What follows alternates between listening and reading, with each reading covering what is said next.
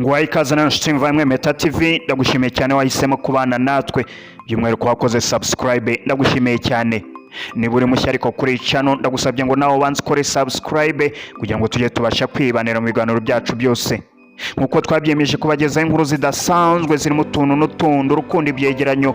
Uyu munsi tubafitiye inkuru zitandukanye tubageza ku gitangazamakuru cya Radiotv1 cyashinzwe n'umunyamerika Yashatse uzwi nka KNC, cyongeye gusezera abanyamakuru 8 barimo 3 bakoraga ibiganiro bya siporo, barimo n'abazwi nka Kanyizo na Dodos. Nawe izindi nkuru zidasanzwe twifuje kubagezaho ni ibyamamare 10 bigiye kugezwa imbere y'urukiko kubera imyitwarire idahwitse byagaragaje ku mbuga nkoranyambaga. Ibi byatangiye gukwirakwizwa kuva ku wa 8 Nzeri umwaka wa 2022 ubwo abasitari baririmbaga ndetse bakanabyina indirimbo ziteye isoni barangiza bakazikwirakwiza ku mbuga nkoranyambaga. Naho umuyobozi yagonze Icyo gihita kivamo ihene cyari kimaze kumira. Turabagezaho kandi inkuru y'Urubavu aho umugabo uheruka kwica mushiki wa Kanamuhamba nawe yishwe arashwe. Byinshi kuri izi nkuru mu buryo burambuye, ndagusabye ngo bane natwe tugerane ku musozo.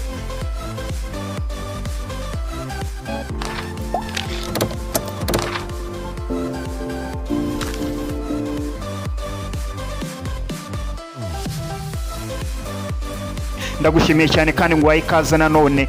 Ikinyamakuru cya Radiotv1 cyashinzwe n'umunyamerika Yashatse yakabazwe ku izina rya KNC, cyongeye gusezera abanyamakuru 8 barimo 3 bakoraga ibiganiro bya siporo, barimo n'abazwi nka Kanyizo na Dodos. Inkuru yo guhagarika abanyamakuru ba Radio 1 na TV1 yamenyekanye kuri uyu wa mbere tariki ya 9 Mutarama umwaka wa 2023, ni nyuma y'uko abahagaritswe bahawe amabaruwa ariko yanditswe ku itariki ya 6 Mutarama umwaka wa 2023. Mu birukanwe harimo abanyamakuru Kanyamahanga Jean Claude bakunda kwita Kanyizo, akazobita Kayitankore Dieudonné uzwi ku izina nka Dodos, akazobita Asumuta Mukeshimana, bose bakaba bakoraga ibiganiro bya siporo. Hirukanwe kandi abo mu ishami ry'amakuru nka Calixte Ndagijimana wakoraga mu ishami ry'amakuru, akazobita Alfred Ntakirutimana nawe wakoraga amakuru mu ntara y'Iburengerazuba. Iki kinyamakuru gitangaza kivuga ko cyafashe umwanzuro wo guhagarika abanyamakuru kubera ibibazo bya mikoro bishingiye ku ngaruka zatewe n'icyorezo cya COVID-19. Gusa no muri 2021 iki gitangazamakuru gifite radio na televiziyo cyari cyahagaritse abandi banyamakuru, bamwe bagiye banagaruka bakaba bari no muri abo cyongeye gusezerera. Aba birukanwe kuri inshuro ariko bivugwa ko harimo bamwe batekereza kwiyambaza inkiko kuko birukanwe mu buryo bunyuranyije n'amategeko. Mu yindi nkuru idasanzwe tugufitiye inkuru yaho ibyamamare 10 byo muri Nigeria bigiye kugezwa imbere y'urukiko kubera imyitwarire idahwitse byagaragaje ku mbuga nkoranyambaga. Ibi byatangiye gukwirakwizwa kuva ku wa 8 Nzeri umwaka wa 2022 ubwo abasitari baririmbaga ndetse bakanabyina indirimbo ziteye isoni barangiza bakazikwirakwiza ku mbuga nkoranyambaga.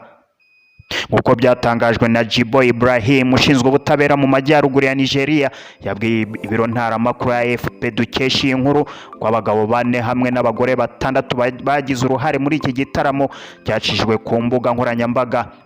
Barimo n'umuririmbyi wa hip hop Adogwanje wamenyekanye cyane mu ndirimbo yitwa Asoso, bisobanura kandi umubiri wawe, ikaba yararirimbwe mu rurimi rw'Igihausa.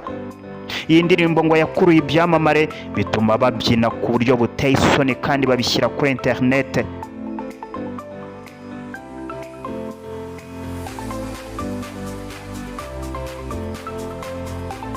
Tugufitiye kandi inkuru idasanzwe aho Kayonza umuyobozi w'ishuri yagonze Icyo gihita kivamo ihene cyari kimaze kumira. Ibi byabaye ku gicamunsi cyo kuwa mbere tariki ya 28 Kamena umwaka wa 2021 ahagana mu masaha 9 z'amanywa, aho umuyobozi w'ikigo cy'amashuri abanza cya Mucucu kikaba gereye mu murenge wa Murundi ho mu karere ka Kayonza uzwi ku mazina ya Mbarushimana Theophile yaje kugonga Icyo cya rutura isaduka ivamo ihene yari imaze kwirenza. Ubwo uyu murezi yari kuri moto mu muhanda yatunguwe no kubona inzoka kabombo yo mu rwego rw'izo bita uruziramire yambukiranya umuhanda maze ayinyura hejuru. Amakuru atangwa n'uyu mugabo avuga ko ubwo yagongaga inzoka yatabawe n'abashumba bari hafi aho, nabo bahugiye mu koga ariko ngo bumvisha akaruru ke baramugoboka maze inzoka yari igisamba barayikubita barayihorahoza bayikuramo akana k'ihene byagaragaraga ko ari bw'ikimara kukinovora. Iyi nzoga yasaga nk'aho ari korera yaganaga ku kiyaga kizwi ku izina ry'icya Musenyeri, aho inzoka zo muri aka gace ko mu kagari ka Buhabwa zikunze kujya gushaka amazi. Akana k'ihene kavuye mu nda y'inzoka kari kamaze gupfa, ariko kakiri kose bigaragara ko yari gakuye mu rwuri hafi aho, dore ko aka gace gatuwe n'aborozi benshi.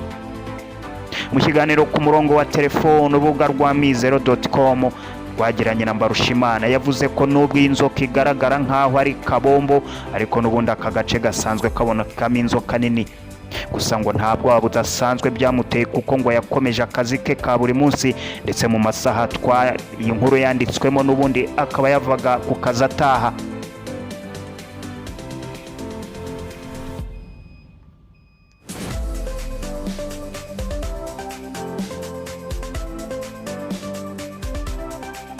Mu yindi nkuru twabateguriye igezweho nuko Rubavu umugabo uheruka kwica mushiki we akanamuhamba nawe yishwe arashwe. Umugabo wo mu murenge wa Nyamyumba hari mu karere ka Rubavu wari ukurikiranyweho kwica mushiki we babanaga akanamuhamba ngo asibanganye ibimenyetso, nawe yarashwe ahita apfa ubwo yageragezaga gutoroka inzego z'umutekano zari mu iperereza.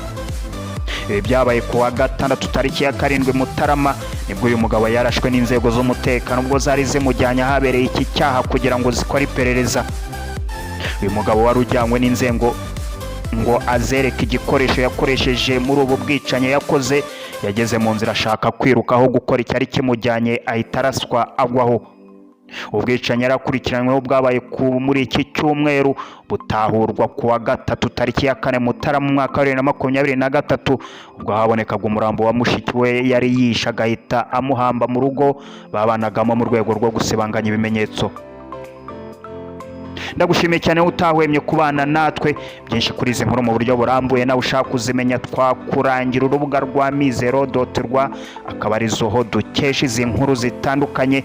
Nawe ushobora kuhagera ukinagira yijisho ukabona byinshi bitandukanye. Niba uri mushya kuri channel ariko ndagusabye ngo ntugende udakoze subscribe kugira ngo tujye tubasha kwibanira mu biganiro byacu byose. Imana ikurinde naho utaha.